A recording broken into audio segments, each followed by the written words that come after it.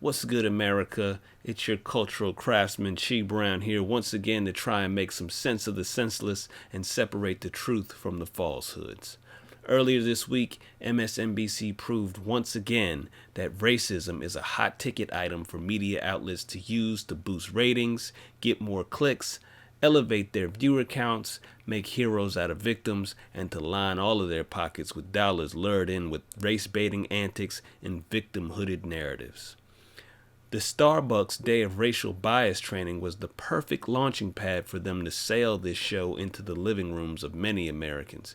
It seems that too many of us have been trained to react like Pavlov's dog to any race-related drama. And look, we all keep taking the bait, even myself. My entire channel is dedicated to responding to this stuff. And because it's so prevalent, I feel that more of us need to speak out against what seems to be the left's agenda to use identity politics to keep us all at odds with one another, perhaps indefinitely. The MSNBC show, Everyday Racism in America, which had a goal that seemed to be set on painting President Trump as the creator of all racism in America today, certainly had people talking. Had it not been for trending on Twitter, I never would have caught it. But since I have, let's examine their discussion and consider the ideas being discussed. Let's see if anyone on the panel dared to set aside the racism narrative and consider culture.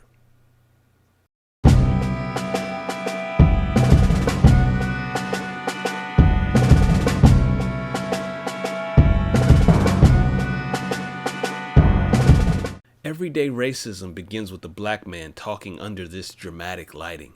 He seems to be referring to a situation in which whites had called the police on him. I don't hate our president. I hate that anyone at all might possibly be afraid of me. I'm a proud man. I'm a proud black man. I just wanted you to get to know me better before you called the cops. He just wanted them not to see him as a scary black man and instead see him as a good person that he says he is.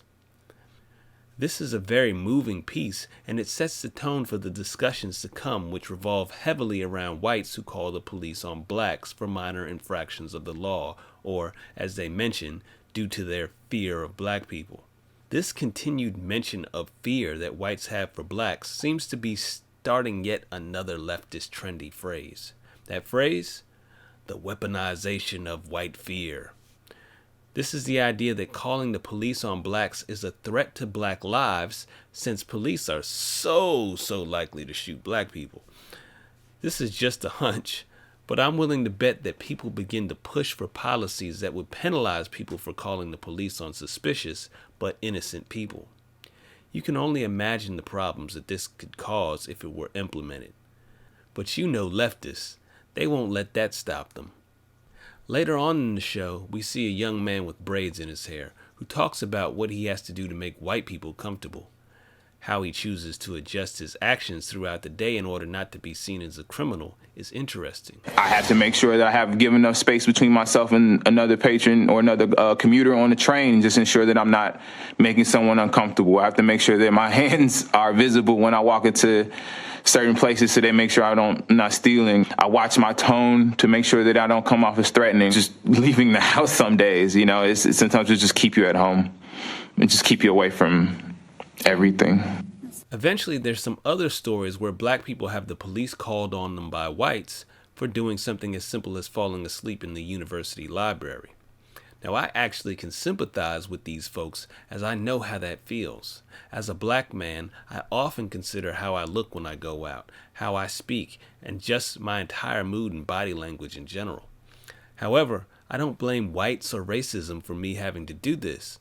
And that's ultimately my problem with the show Everyday Racism in America. There's a big, huge elephant in the room that nobody addresses. Black crime rates. Now, we do have one of the hosts, Joy Reid, who does mention black crime rates, but she brushes over it real quick and makes the suggestion that there is no such problem, or that the black crime rates are similar to white crime rates. I'm wondering how much of the way that they react to people of color is rooted in sort of, in your view, misinformation. You heard the last guy say, well, black people are committing the crimes, right? And how much of it is sort of learned behavior? And in your view, how much of it is outright bias? Unfortunately, that suggestion is pure nonsense. The reason that I'm highly aware of my style of dress when I leave the house and how I carry myself in general is due to the fact that so many of my peers who are of the same race as me engage in criminal behaviors. Now, this was much more of an issue when I was younger, but then I engaged in those same criminal behaviors as well. That's correct, folks. You heard it. I hung out with some bad hombres. I knew murderers, I knew armed robbers, I knew boatloads of drug dealers and violent offenders. But today, I know that for many years in my city, most of the homicides were black on black. And the city that I live in is a city that's about a 50-50 mix between whites and blacks, give or take a few percentage points. Yet the majority of the armed robberies here are done by black men. The majority of the violent crimes here are done by black men. And in cities all across America, this same pattern can be found where blacks engage in the more violent crimes such as armed robberies and homicides and assaults. Young black males between the ages of 15 and 34 are the only group in America that has homicide listed as its #1 cause of death. Black males make up about 6% of the population, but about 50% of the murder victims. Of those murder victims, about 96% of them were killed by other blacks, many of whom are never brought to justice because people aren't talking. Black males who commit gun crimes against another person do so at a rate that is almost 8 times higher than that of whites. Moreover, blacks commit homicide at almost 11 times the rate of whites. So as you can see, that's one big ass elephant. For nobody in the room to make mention of it throughout this entire show is highly problematic. Instead, they choose to focus on racism. Nobody thinks that perhaps some of that fear is merited, that perhaps blacks also have the same fears for reasons that have little to do with racism and everything to do with culture. But yeah, let's look at some of that racism that they pointed out. Actress Roseanne Barr tweeted this: Muslim Brotherhood and Planet of the Apes had a baby equals BJ. It was only after some immediate backlash that Barr then tweeted this: I apologize to Valerie Jarrett and to all the Americans. I'm truly sorry for making a bad joke about her politics and her looks. I should have known better. Forgive me. My joke was in poor taste. Hours later, ABC canceled her show, saying Roseanne's comments were, quote, abhorrent, repugnant, and inconsistent with our values. Roseanne Barr had the #1 sitcom in America, and they pulled it so quickly that Roseanne's head spun. But we still have to have a conversation about everyday racism? If racism were so bad, we would expect Roseanne's hit show to still be all systems go. I mean, ABC stands to lose a lot of money here, yet they pulled it almost immediately. That means that these media outlets are on our side. They're not against us. They're not racist. Now, that's more than we can say for MSNBC, who has host Joy Reid still sitting on a panel after saying multiple derogatory things about homosexuals and others. Then she lied about it and said she was hacked. A community that I support and that I deeply care about is hurting because of some despicable and truly offensive posts being attributed to me. Now, many of you have seen these blog posts circulating online and in social media. Many of them are homophobic, discriminatory, and outright weird and hateful. When a friend found them in December and sent them to me, I was stunned. Frankly, I couldn't imagine where they'd come from or whose voice that was. In the months since, I've spent a lot of time trying to make sense of these posts. I hired cybersecurity experts to see if somebody had manipulated my words or my former blog. And the reality is they have not been able to prove it. And we won't even mention some of the things that Al Sharpton has said about Jews and others who he disagrees with. And he's right on that panel with her. So they both get passes, but we're having a conversation about racism? If it weren't for double standards, I don't think MSNBC would have any standards. But moving on. I'm not so convinced that Roseanne Barr is a racist. In fact, I don't think she's racist at all. I do think she's a little out of her mind, but not racist. See, in 2012, Valerie Jarrett once visited my job. Obviously, this was during the Obama years. This was the first time I had ever seen or heard of her, before I was even into politics. Seeing her, I honestly didn't know that she was a black woman. I thought she may have been biracial. I thought she may have been Asian or mixed or something else. She could have been Latina. All I knew is that I was looking at this racially ambiguous woman. It wasn't until later when someone mentioned her being black that I knew her race. Now, Roseanne Barr claims that she didn't know that Valerie Jarrett was black. And looking at Jarrett, that could have been a possibility. But that's not actually what I believe. However, I also don't believe that the Planet of the Apes tweet was about racism. Despite people equating blacks with apes having a history in racism, I honestly believe that Roseanne was saying that Valerie Jarrett actually looks like one of the characters from Planet of the Apes. And that's not because she's black. The character playing the ape Roseanne was likely referring to in Planet of the Apes was not black. So the person's facial features were very much white aside from the ape costume. I also should point out that many whites have been compared to apes, chimpanzees, and orangutans. President Trump was called the son of an orangutan on multiple occasions by Bill Maher, so much so that Trump actually sued Bill Maher. I made a joke about his father being an orangutan once, and he marched into court with his birth certificate and sued me. Wanda Sykes, who stepped down as writer for the Roseanne show after hearing Roseanne make the Planet of the Apes comment, also went on an onstage rant calling Trump an orangutan. I couldn't believe that we have elected an orangutan to run the country. I couldn't believe it. I was like, you kidding me?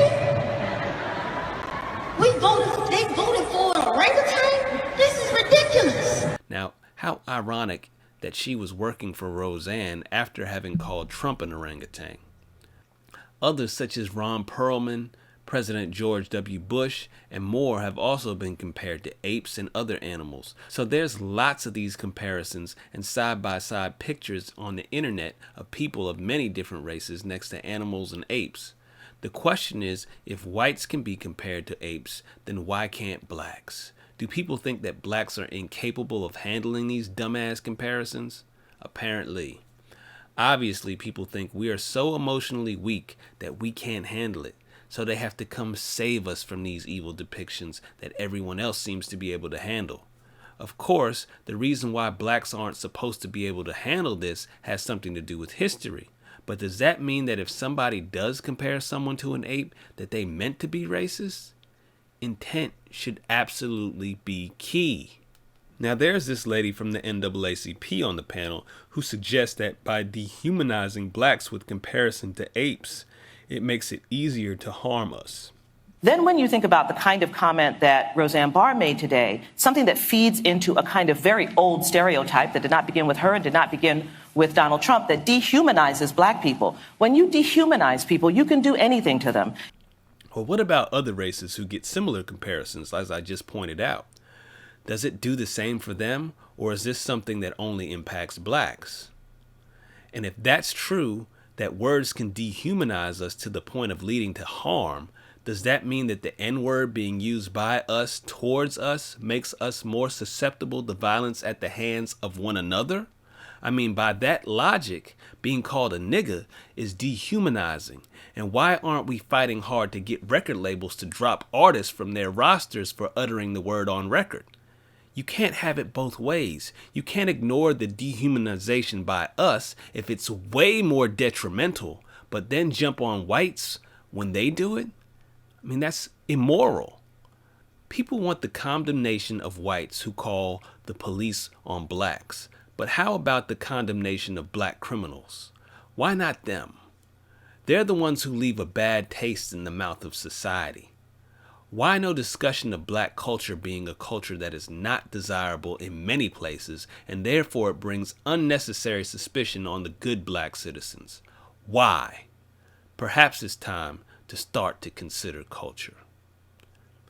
I'm She Brown, your cultural craftsman, for Consider Culture and Disrupt. Remember to subscribe, like, share, and comment. Now, if you like this video and want to see more videos on a wider range of topics, please donate to my Patreon account. And I'm out. No more Yaza Baza.